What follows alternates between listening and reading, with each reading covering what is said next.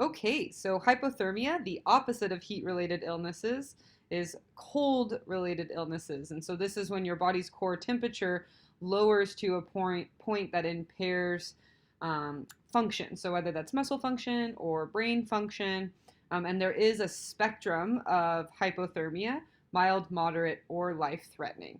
So in mild to moderate hypothermia, what you're checking for is the person to be shivering, the umbles, okay? And what are the umbles? The umbles are the inability to perform complex tasks, so fumbles, okay? The confusion in a sluggish thinking, so the grumbles.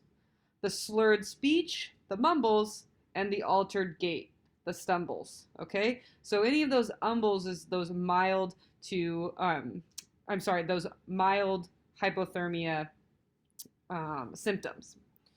A person is being able to, this person is able to eat and talk and usually just complaining of feeling cold, but again, to the point where it's that excessive amounts of shivering and that impaired function with the umbles.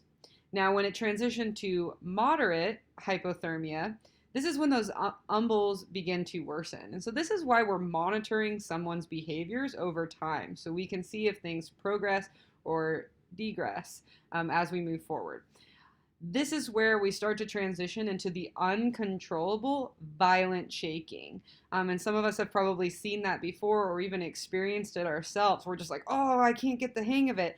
But that doesn't go on for very long because we're not in hypothermia, right? We're just in a cold place, but then we get warmed up and we move on. This is when it would continue, that violent shivering would continue. This is where someone starts to become confused and where we start to see these unusual behaviors. They're not just complaining of being cold, but they're starting to act differently. And we're also going to notice that people are going to start having impaired judgment in their decision making. So, how do we give care to mild and moderate hypothermia? So, first things first, you have to change the environment and prevent any loss of heat. So, unlike our heat related illnesses where we're trying to get rid of the heat, here we're trying to keep the heat. So, in a lot of ways, we're going to be doing the opposite of what we did with heat stroke. So, this is where you want to take the person out of the wind and you want to put them in some kind of shelter, something that is waterproof, windproof, clothing, blanket, something that allows them to start to warm the air around them and keep that air, okay? Cover all the exposed skin, and this is absolutely including a person's head and neck. Anything that we can cover, we should, okay? Any wet clothes we want to replace with something dry.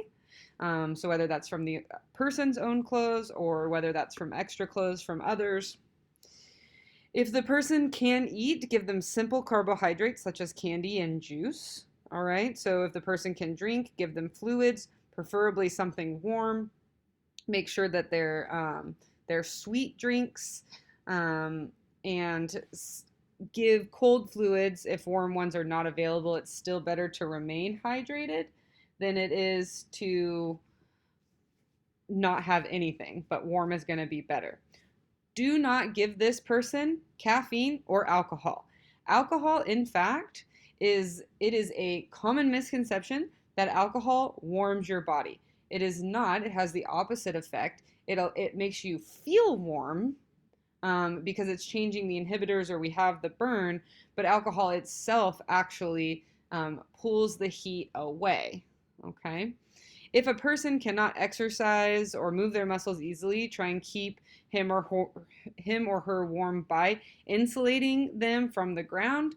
So if you've been backpacking before or you've taken a backpacking class, you've seen the sleeping pads, and they're that barrier between the person and the ground because the ground is a bigger surface area, so it pulls the warmth from the person. So we want to have that barrier. Bundling him or her in dry insulation, anything that you can think of, anything that people in your group has. If you have a sleeping bag, put them in the sleeping bag, okay? If the person goes to sleep, wake them up periodically and make sure that they are still having good functions. If you can use your body, like if you're close with this person, and you can use your body to help warm them up on the exterior of their layers, feel free to come in close and warm them if you're not struggling with hypothermia yourself. Something that is a great resource, and in fact something that I use quite a bit with backcountry travel in the winter and the snow, is hot water bottles. And Nalgene's, for example, are rated for cold water or hot water. Heat up water, put those into the Nalgene's, and that warm water put at the person's armpits and groin area. Okay, now we don't want to put this right against the bare skin because this is warm water, but by putting the heat there in these warm spots of the body, it will help our bodies to retain that warmth, okay, and absorb some of that warmth. Wait until the person returns to normal and is able to exercise muscles before you keep moving. Do not continue through mild or moderate hypothermia. If the person can still exercise easily and continue then you can continue activity after initial care. Okay, so there's your treatment. No need to evac until you switch over to severe. Okay, so when we're talking about severe, this is when the person has gone through the first two stages and officially has stopped shivering. Their body is no longer trying to warm itself. Muscles start to become more rigid, and this is where the person starts to lose more of their mental state. Okay, they usually become, and they can fall into a coma.